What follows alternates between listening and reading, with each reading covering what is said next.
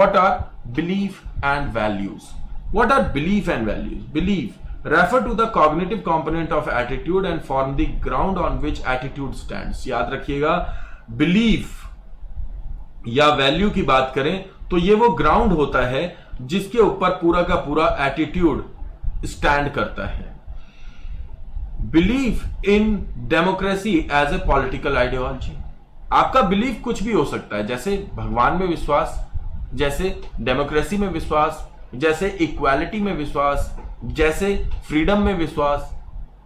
तो ये जो विश्वास है, ये जो बिलीफ है, ये आपके एटीट्यूड को दर्शाएगा. तो जो व्यक्ति डेमोक्रेसी में विश्वास रखेगा वो इक्वालिटी और फ्रीडम में तो विश्वास रखेगा ही, या फिर जो व्यक्ति इक्वालिटी और फ्रीडम में विश्वास रख रहा है इसका मतलब वो डेमोक्रेटिक वैल्यूज का व्यक्ति है. जो व्यक्ति भगवान में विश्वास रखेगा, जो व्यक्ति भगवान में विश्वास रखेगा वो कर्म और भाग्य दोनों में विश्वास रखेगा. जो व्यक्ति कर्म और भाग्य दोनों में ही विश्वास नहीं रखेगा वो भगवान में विश्वास नहीं रखेगा. जैसे चारवाक वाद आप पढ़ेंगे तो उसमें है ऋणम लित्वा घृतम पियेत, ऋण लो घी पियो. क्यों? इस दुनिया के बाद कोई दूसरी दुनिया है ही नहीं, और जब दूसरी दुनिया नहीं है तो पाप और पुण्य नहीं है, पाप पुण्य नहीं है तो भाग्य नहीं है, भाग्य नहीं है कर्म नहीं है, और इन सब चीजें एक दूसरे से. तो एक हर व्यक्ति का एक वैल्यू सिस्टम होता है जो उसके बिलीफ से प्रदर्शित होता है. और इसी तरीके से हम आगे बढ़ते हैं. When our performance is declined in front of others is inhibition. बिल्कुल सही. When our performance is declined, that is called inhibition. हमारा जो किसी एक पर्टिकुलर परफॉर्मेंस को बेहतर करना सोशल फैसिलिटेशन, किसी एक परफॉर्मेंस को कम करना इनहिबिशन. सिंपल. तो अगर हम एक चीज दिखा पा रहे हैं, एक व्यवहार को दर्शा पा रहे हैं, इसीलिए लोग कहते हैं कि जैसे जैसे आपकी एज बढ़ती है, एक्सपीरियंस आता है, वैसे वैसे आप सक्सेस पे बहुत ज्यादा खुश होना और अति प्रसन्नता, और फेलियर पे अति दुख, अति शोक, दोनों ही आपके अंदर खत्म हो जाता है. अति एक्सट्रीमनेस खत्म हो जाती है और आप मिडवे को अपनाने लगते हैं. तो इस तरीके से आपका एटीट्यूड बैलेंस्ड होने लगता है. इसी को बैलेंस थियरी ऑफ एटीट्यूड कहते हैं. एटीट्यूड फॉर्मेशन की एक थियरी है, हम आज बात करेंगे इस पे.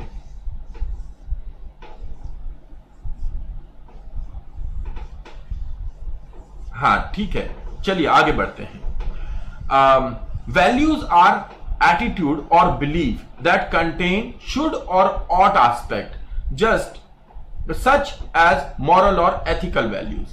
तो अगर वैल्यूज की बात करें तो वैल्यूज से एटीट्यूड फॉर्म होता है, और वो वैल्यू सिस्टम जो होता है, हमारा वैल्यू सिस्टम, उसके ऊपर पूरा का पूरा हमारा एटीट्यूड स्टैंड करता है.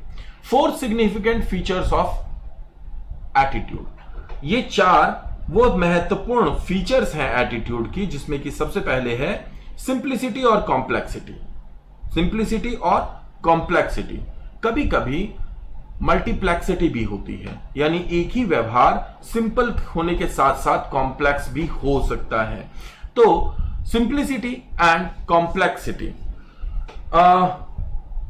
सिंप्लिसिटी और कॉम्प्लेक्सिटी किसी व्यवहार की, किसी एटीट्यूड की एक सबसे महत्वपूर्ण फीचर होती है, क्योंकि इसके थ्रू दूसरे लोग आपके व्यवहार को जज करते हैं, उसके अनुसार आपको समझते हैं, और जब वो सिंपल हो तो वो आप पे विश्वास कर पाते हैं. उनका जो एटीट्यूड है उसके सिमिलर होता है तो आप वो जुड़ पाते हैं. अगर ऐसा ना हो, if this does not happen, तो फिर वो व्यवहार से जुड़ नहीं पाते, और ऐसी स्थिति में कहीं ना कहीं कॉम्प्लेक्स बिहेवियर और कॉम्प्लेक्स एटीट्यूड आपके जीवन में आइसोलेशन लेकर के आता है. आपका सोशलाइजेशन गड़बड़ होता है, और अगर वो सिंपल है तो आपका सोशलाइजेशन बेहतर होता है और लोग आसानी से आपके साथ में जुड़ पाते हैं. सिंपल यानी इजी गोइंग, कॉम्प्लेक्स यानी difficult to understand. Next is valence. Positive और नेगेटिव. वैलेंसी होती है फिजिक्स में. ये थॉट आया था सबसे पहले कार्ट लेविन से. वैलेंस, तो आपका जो थॉट होता है, आपका जो व्यवहार होता है, आपकी जो फीलिंग होती है, वो नेगेटिव फीलिंग आ रही है मुझे यहां पे, मुझे पॉजिटिव फीलिंग आ रही है यहां पे, या उसका नेगेटिव बिहेवियर है। नेगेटिव बिहेवियर में वो सारी चीजें आएंगी जो कि थैनोस, आपने अगर फ्रॉइड पढ़ा हो तो जो डेथ इंस्टिंक्ट से बनती हैं, यानी एंगर, फ्रस्ट्रेशन, आपका तोड़ना फोड़ना किसी चीज को, डिस्ट्रक्टिव थॉट, और जब भी कंस्ट्रक्टिव होगा तो वो पॉजिटिव है। तो पॉजिटिव और नेगेटिव वैलेंसी होती है, नेगेटिव और पॉजिटिव चार्ज की तरीके से ही, तो इसके आधार पे होता है। फिर एक्सट्रीमनेस, अभी हम लगातार एक्सट्रीमनेस की बात कर रहे थे, तो एक्सट्रीमनेस तो अति नहीं होनी चाहिए, मिडवे वैल्यू होनी चाहिए एटीट्यूड में। अगर देखा जाए तो आपको आपके पार्टिसिपेंट में, क्लाइंट में, स्टूडेंट में एक चीज हमेशा देखनी होती है कि इसके अंदर कितनी एक्सट्रीमनेस है। अगर एक व्यक्ति किसी एक फील्ड में एक्सट्रीम है तो ये चांसेस हैं कि वो दूसरी फील्ड में भी एक्सट्रीम हो सकता है। अब वो एक फील्ड में एक्सट्रीम है और दर्शा भी रहा है, दूसरी फील्ड में वो एक्सट्रीम है पर दर्शा नहीं रहा, तो उसका अंदाजा लगाया जाता है। फॉर एग्जाम्पल, एक व्यक्ति है जो कि पेंटिंग करता है और वो पेंटिंग करता है तो उसके अंदर वो red colour, bright green colour, bright blue colour, dark purple colour, ऐसे कलर्स का इस्तेमाल करता है। तो जो उसकी अंदर के इनर इंस्टिंक्ट के बारे में क्या बताया जा रहा है, वो बताया जा रहा है कि वो व्यक्ति ब्राइट, यानी कि उसका बहुत स्ट्रांग बिलीफ है, उसका बहुत स्ट्रांग थॉट है, उसका बहुत एक कलरफुल होने का मतलब कि वाइब्रेंट है वो। लेकिन जब वो खेलने की फील्ड में जा रहा है तो वहां पे वो बैठा हुआ है, वहां पे वो नहीं कर रहा कुछ। इसका मतलब ये नहीं कि उसके अंदर वो विचार नहीं है, पर विचार है, पर वो कर नहीं पा रहा क्योंकि वो फिजिकली उस चीज को परफॉर्म नहीं कर पा रहा, बट उसके पास में आइडियाज हो सकते हैं which can be utilised there. ऐसे लोगों का दो डिफरेंट जगहों पे दो डिफरेंट एटीट्यूड देखने को मिलता है जो भी एक्सट्रीम होते हैं, तो इसलिए बैलेंस होना चाहिए। तो एक्सट्रीमनेस एटीट्यूड का एक फैक्टर होता है, सिग्निफिकेंट फीचर। और तीसरा और चौथा, सेंट्रलिटी। सेंट्रलिटी में एक बहुत महत्वपूर्ण एटीट्यूड है जिसको मैं बताता हूं। जैसे किड्स, बच्चे जो कि 7 to 9 की एज में होते हैं, 7 से 9 की एज में होते हैं, उनके अंदर जनरली ईगोसेंट्रिज्म पाया जाता है। पियाजे बात करते हैं ईगोसेंट्रिज्म की, और वो कहते हैं कि ईगोसेंट्रिज्म का मतलब क्या हुआ। ईगोसेंट्रिज्म का मतलब हुआ कि बालक अपने आप को दुनिया का केंद्र बिंदु मानते हैं, हर चीज में मैं, अपने से शुरुआत। जैसे आपने देखा होगा कुछ बच्चे होते हैं जो क्रिकेट खेलते हैं तो कहते हैं भाई फर्स्ट मेरी होगी।